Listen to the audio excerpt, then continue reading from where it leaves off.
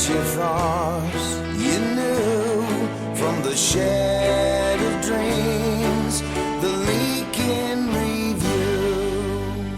Welcome back to the program. Thanks for hitting subscribe. Thanks for sharing your comments. Thanks for sharing the episodes with your pals, because it's really moving the needle for us. And getting a lot of people reaching out saying they want to take part in this program. And if you like this one, I invite you to go check out the country podcast that we produce. It's called Music Row. Some great guests on that program, our latest being with Gord Bamford, where he's talking about touring as a country artist in Canada. It's not so easy. In this episode, Steve Bays, who you would know from Mounties, Fur Trade, and most likely Hot Heat, joins us. Songwriter, producer, engineer, does pretty damn good videos too, if you've seen his stuff online. Crazy creative. We get into working with others. We get into his overall upbringing. By the way, it was his mom who said, "Are you sure you want to take that corporate job?" She's the one that kept the music happening. We talk about all of that and more on this part 1 of 2 with Steve Bays from Hot Heat. First, a little bit of news. The Weeknd has shattered tour records. The Weeknd's After Hour Till Dawn tour crossed the $1 billion mark in ticket sales this week, officially becoming the highest grossing tour ever by a male solo artist and cementing his status as a North American live music titan. Congratulations, Abel. Go buy yourself something shiny. Where there's a heartbeat and a stage, there's an artist set to perform. This is the Leake in Review on tour. On Tour brought to you by the Pecan Agency, connecting fans with bands worldwide. Catch Billy Strings in Louisville, December 5 and 6, playing the KFC Yum Center, Tulsa on the 10th, and Fort Worth, Texas on December 12th. And in the new year, catch AC/DC in Santa Cruz on January 2nd, the 3rd in San Diego and Huntsville, Alabama on February 7th. Steve Bays is next on the Leake in Review. Hi, my name is Kim Stockwood. I am a proud Newfoundlander and a Canadian singer-songwriter. In a landscape where many lack access to health benefits or employee assistance programs, the Unison Fund serves as a lifeline of hope for musicians and music industry professionals facing medical emergencies or mental health challenges. To learn more about Unison and their programs, please visit unisonfund.ca. Steve Bays, and a busy guy. oh wait, I just noticed that this is being blocked. 1 second, so this doesn't screw you up. So much technology. I know. Honestly, I've been building this studio now for a while. This is the one in New West in your house? So this one is. I moved to Lindell Beach, which is Cultus Lake. It's like an hour and a half east of Vancouver. I know it. Just outside of Chilliwack. Yeah. I'm hesitant to say Chilliwack just because to me Chilliwack feels so different, whereas this is kind of like you're in the mountains. You're like we're right beside like camping and like provincial parks and trails, and it's like something out of a movie. And I thought it was too far, and we didn't even consider moving here. And then after looking to find a place to move and meet all your needs. Yeah, like I wanted way more studio space, and everything was just going to be a nightmare. In my previous place in New West, I spent 7 months building the studio and soundproofing it. So the new dad in me really wanted to just have like a turnkey situation. And this has like a huge basement that's all underground. And normally in Cultus Lake, they don't let you have basements for some reason. I think because of like a floodplain or I don't know. Well, that's Vancouver or BC overall. There's not a lot of basements because it's all rock. They would have to dynamite the rock. Yeah, that's probably what it is too. Yeah, but this one, the developer that built his like custom home, like about 100 meters from here, built a duplicate for his buddy. And then they both wanted to move at the same time. And so I just lowballed them after I sold my place for highball. Yeah, like when I sold it, I took over like doing all the photography and video and stuff, and then I spent like months just learning how to do, toilets and electrical and cabinets and Thank with you, like all YouTube. the dude, YouTube changed my life. And it literally I paid off like a good like maybe like a third of my mortgage just from one transaction. That's Um, nice. Well, congrats, which new is house. unheard of. You're just Yeah. down the street from Danielle and Drew, Deer Rouge. Yeah, we were literally hanging out on the weekend at this. They do this secret Santa thing where they fly in this comedian from LA that is also a poet that they like to write with anyway, and you bring gifts, and there's all these crazy rules, and it's a weird job category, I guess, because he does it for celebrities and stuff. Um, he won't tell me what celebrities, but he like he curates this game where there's just people screaming and like bodies flying all over the place, and you have to act and um, you do all these weird challenges, and you hopefully end up with a sweet gift at the end of it. But Well, congrats. yeah, Did you walk away with anything great, like a Duralog, something you can throw on the campfire for 12 hours and it just radiates heat? no, like these are like you're supposed to bring really high end gifts. Not like What if the cars. We're Duralog smells like KFC chicken? that would be sweet. That would be, and by high end, I mean like we're all still musicians, so nobody actually brought anything high end. But um, next year, I think I'll offer like because there was a lot of musicians there, so I'll like be like I'll mix a song for you or something like that. Here's a guitar with a broken neck. That would be sweet. I bought a guitar off of I guess it was in retrospect it was probably stolen. It was someone on the streets that was just wanted $5 for this Fender, so I gave him like 50, and then I realized, oh, yeah, this is for sure. You know, you're talking about building studios and you've been doing that for a while. You're a guy who embraces technology, I think, more than a lot of bands. Probably because, Yes. at one point in high school, you said, I'm going to do film or I'm going to go to university for some sort of art. And it's all going to be laptop driven. And here we are today in a crazy digital world where all these things that you wanted to do as a high school kid in Victoria, you now get to apply to a job, but there isn't a course that teaches you how to edit video, produce a band, record a band, all these things that you're doing today, let alone building that studio, which is a hell of a job. Oh man, I love that kind of question. Yeah, my parents got a handheld camera when I was 12, and within the first day I figured out how to do stop motion animation with like toy cars and stuff, and I was like, okay. And then I started recruiting friends after school to just come make videos. So for years, every day, just bringing.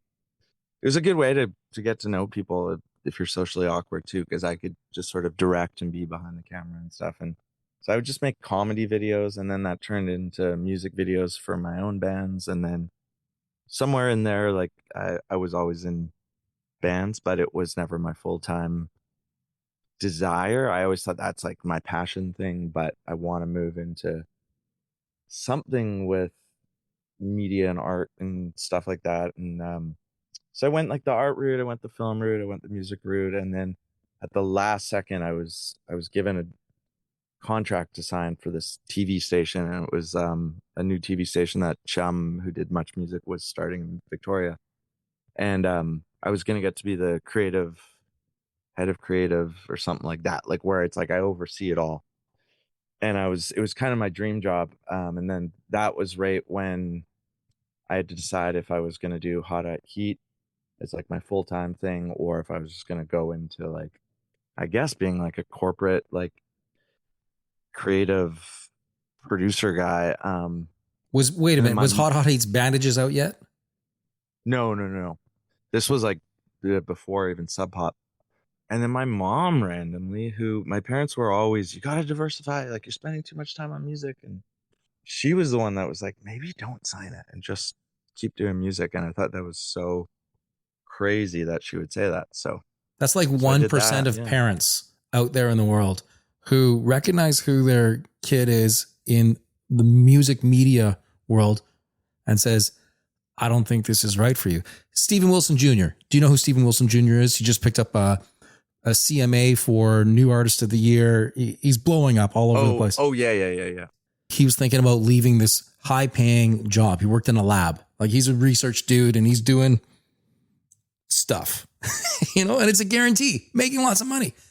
And he'd been writing songs, but he hadn't really been performing and whatever. And he goes, yeah, I think I'm thinking about maybe doing this. And his dad said, you should.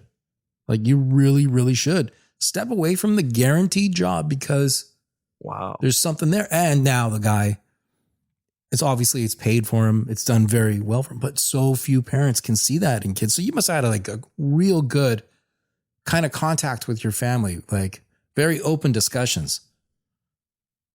I mean, that in a lot of ways that couldn't be further from the truth, which is why I think I listened to her when she said this, actually, because I was kind of like my dad was like military and Navy, and I didn't really see him for the first couple of years, and then and my mom was sort of grew up in a family. They both grew up in families that like were struggling financially in a big way, so it was always priority was like earn a living, And stability. save money, and stability, or all that stuff. And even just 2 years into being a parent, I do get that everything you do as a parent is sort of just based on what your parents have instilled in you, what you're rebelling against your parents about, what you've learned, if you're the kind of person that has access to learning, if you have time to learn, and hopefully you listen to your instincts. And everyone wants to teach you anyway. So they tried a bunch of different things with me that I think somehow made me like really rebellious, and Hence the and drums. I do I loved drumming. I love punk bands. I love like political punk. And my mom's very punk rock, even though she's very like well put together and stuff. If you actually break down her character traits, she even though she presents like she could be, like a librarian or something, she's actually the most like, screw you, I won't do what you tell me, I'm doing it my way. But then when I was that way, I think it kind of just sucks as a parent, I think a little bit. So yeah, it was weird vibes, for sure. But that's kind of like being a teenage kid. I think most teenage kids have a bit of that going on, because every teenage kid, and maybe even more so today because of online, and everyone has a $1,000 phone in their pocket at the age of 10. But you have access to so much info today, and you're using it to pump yourself up, pump up your own ego, as opposed to looking at your parents going, wow, dad really does know how to do things. And that is actually keeping this thing on the even keel for us. Yeah. I mean, hopefully every parent has the luxury of kind of telling their kids off. No, sorry. Yeah. Just beating the crap out of them, behind closed doors. No. Hopefully like you get to the point where you get to enjoy the period where your kids understand you and like get your logic behind things. But yeah, I think if we could go back in time, I know my dad said he wishes that they were less strict and stuff like that, but they're doing their best. And I'm doing my best, and I'll screw up too, I mean, already I'm like, it kills me how much you have to work just to live. And I'm like, every second I'm not with Maisie, I'm like just thinking to myself, I'm a total asshole. I'm repeating the cycle, Well, it's not like you're in a foreign country for half the year. Yeah. Add to that, your daughter is 2. She doesn't remember shit about yesterday, let alone today. So you're gonna be okay for a little while. Well, and I think the thing with Drew and I were not Drew McTaggart, my wife Drew.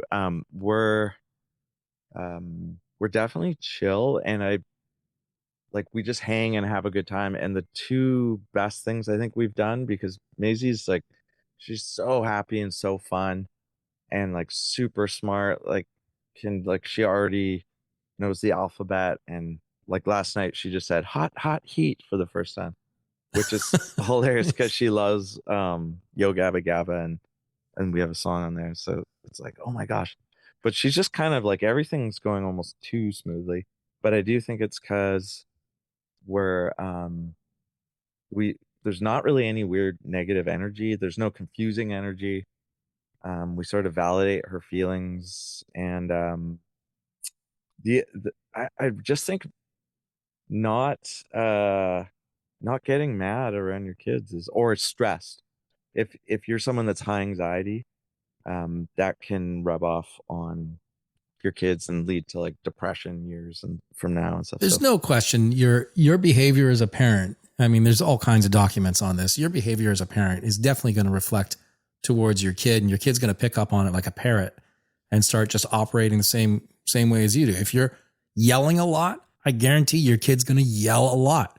If you're not yelling with your spouse and you're not yelling at your kid's not going to push back and yell back at you. It's so easy to see in the documents.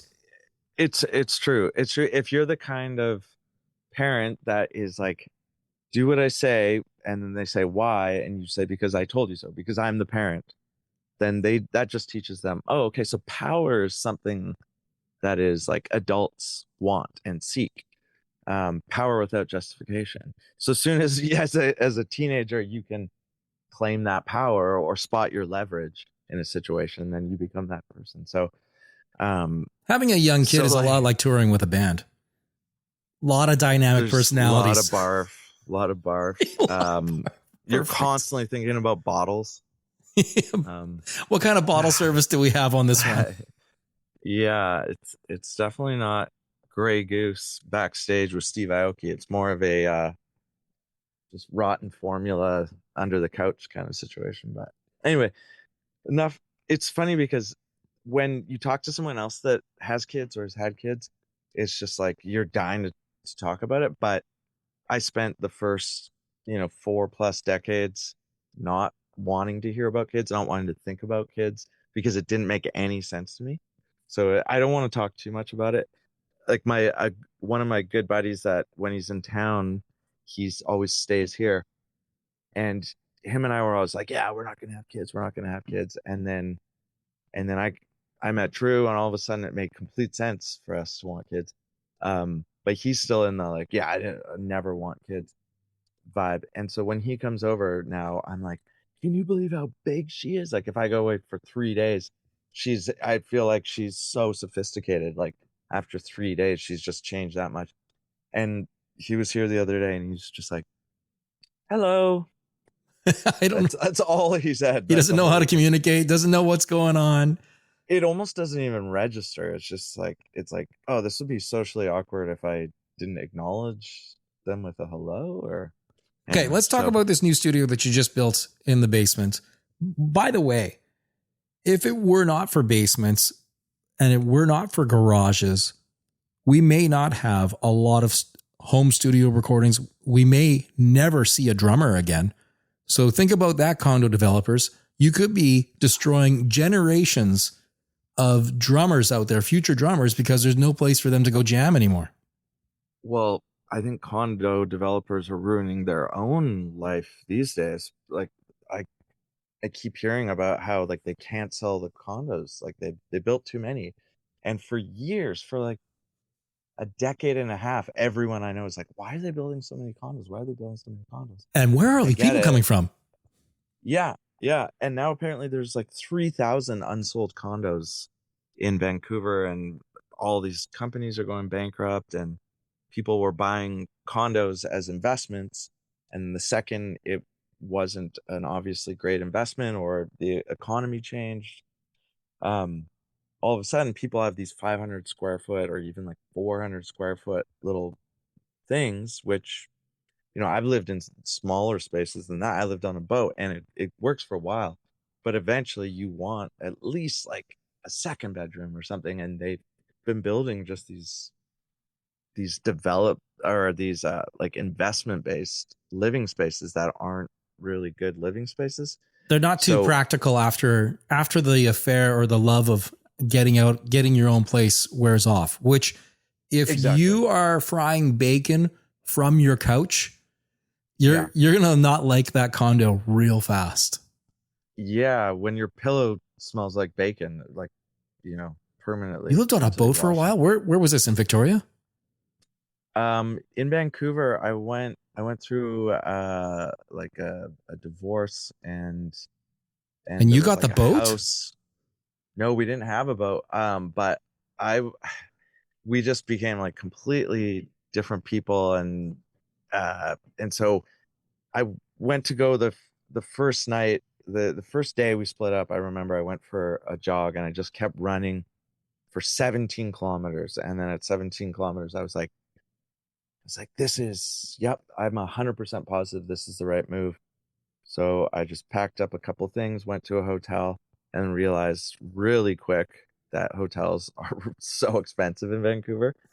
Um, so that night, I went out to like just some dive bar, and then this old sort of friend that used to play in this metal band, that because I used to put on like punk and metal shows in Victoria, and he was in this band called Demon Nation that ended up splitting, and Paul Hawley joined Hot at Heat, and Cam became 3 Inches of Blood. But this guy just started working at a strip club, and then he met like the main madam that worked at that strip club, and they were just out on the town, like just looked like friggin' rockers out of a movie.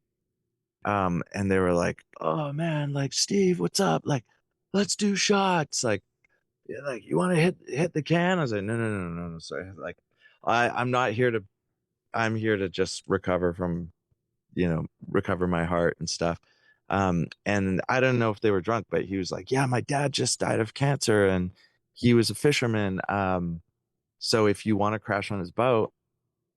And then so the next day I was looking at another $250 for one night, and I was like, I called him up, and then he was just this weird guy. Tried to take him out for lunch to thank him, and he was just like swearing so loud, telling me the weirdest stories. Um, and I was just like, "Dude, you got to keep your voice down." Like, he was such It's a not just raw us dog. here. Yeah, yeah, he was very like a character out of a movie from the 80s. Anyway, but so he let me crash on this boat, and then it was just the living space was super tiny because it was a fishing boat, and it had never been cleaned. There was like, 30 years of junk everywhere. So I just cleaned it and tidied it, and I lived there for, I don't know, like 6 months or something. Were you in until Falls it just Creek? started. Yeah, like in Fisherman's Wharf, Yeah. because you're not allowed to live on a boat. But if you're grandfathered in, if you're one of like the old school, and being grandfathered in is sort of linked to the title of the boat. So I was like one of a few people that lived there, and I didn't have running water. Didn't seem to bother me. Just drank bottled water, and then I would go to the gym whenever I needed to shower, and then that sort of got me in shape. And because I was like, well, if I'm at the gym, I guess I'll start working out, and that was sort of the last period of exercise for me, sadly. But Did you have were you waking up every morning to like harbor seals and stuff like that?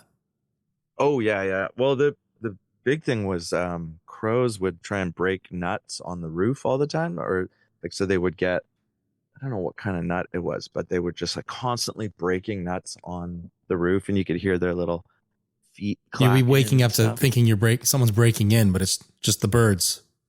Yeah, and yeah, there are also like, people walking by, voices and stuff, and I love it. I don't know if I don't know if you've been through a stage in life like that or not, but it's just like when you're going through like a huge life change like that, your entire nervous system is just out of whack. You know what I mean? Like every time the phone would ring, I would get like a full body like electrical shock just go through my system. And I'm kind of like that when someone knocks on the front door right now.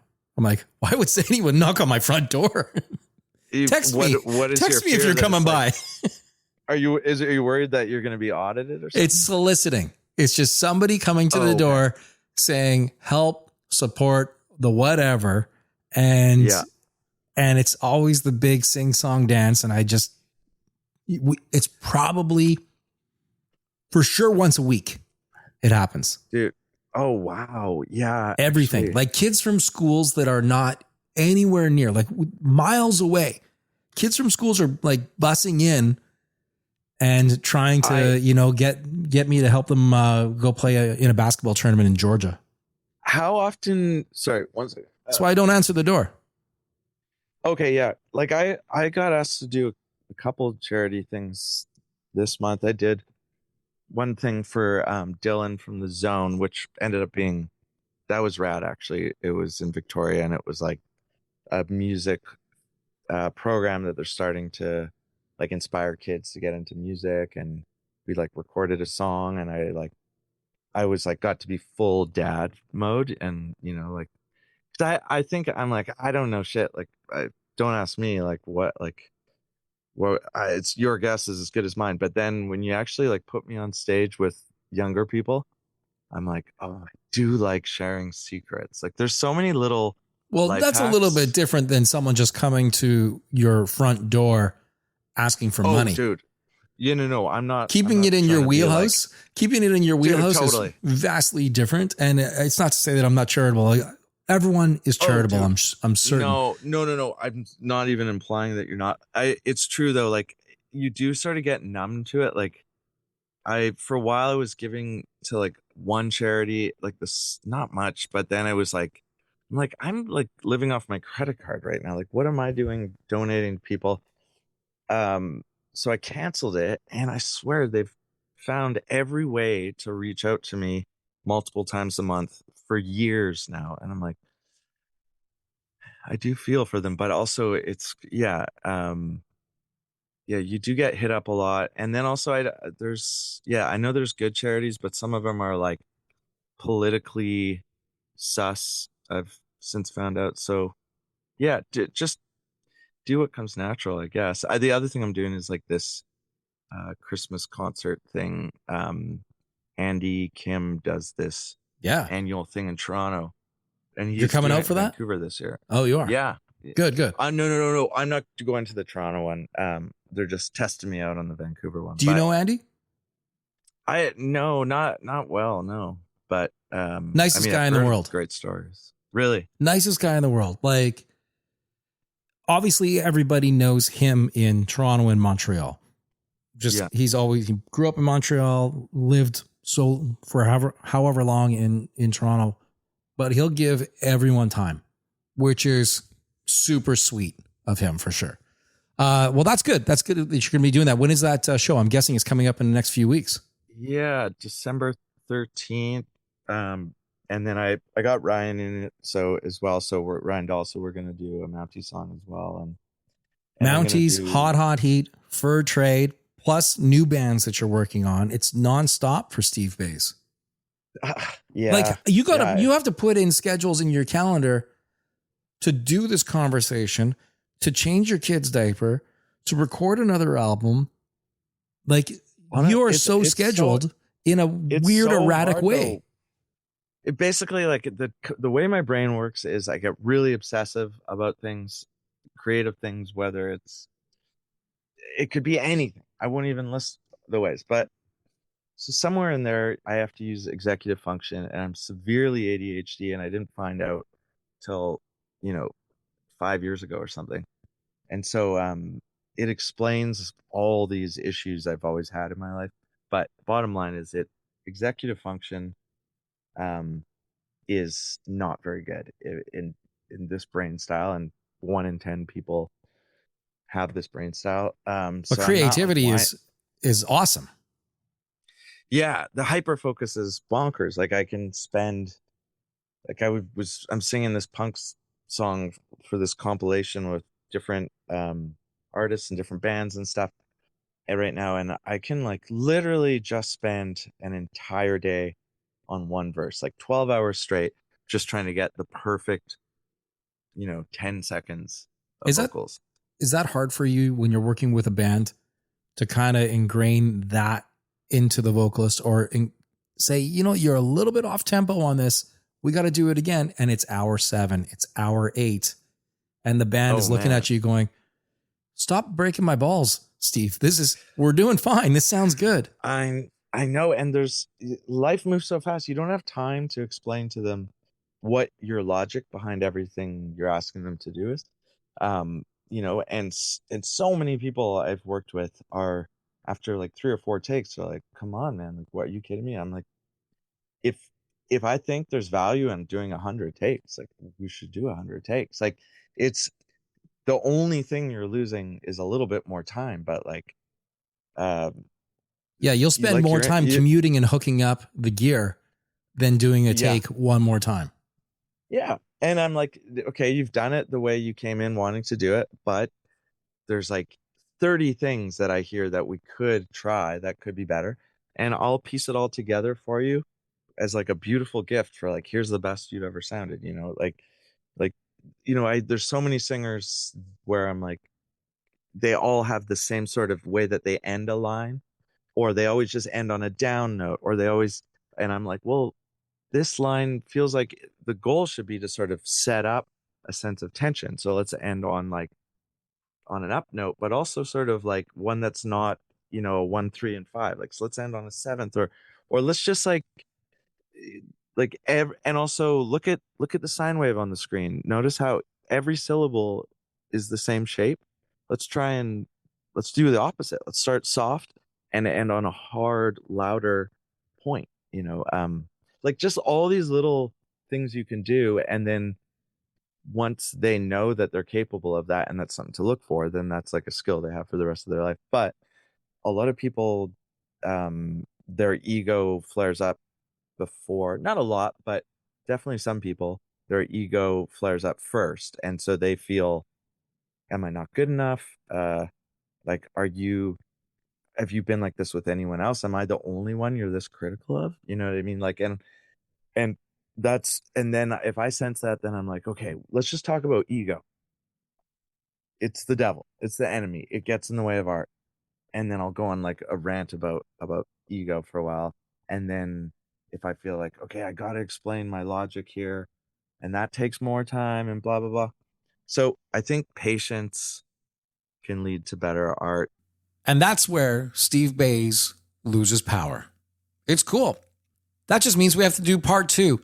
Thank you very much for listening to the Leak in Review. If you haven't already done so, hit subscribe, hit like, drop a comment. Let us know. Who should we have on the Leak in Review next? A lot of great bands out there. Love to chat with them, but want to know who you would like us to talk to.